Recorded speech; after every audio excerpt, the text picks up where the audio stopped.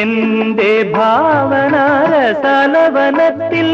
വന്നു ചേർന്നൊരു വനമോഹിനി വർണ്ണസുന്ദരമാം താലങ്ങളേന്തി വന്യപുഷ്പജാലം നിരയായി നിന്നെ വരവേൽക്കുവാനായി ഒരുങ്ങി നിന്നു. ആ ആ ആ ആ ആ ആ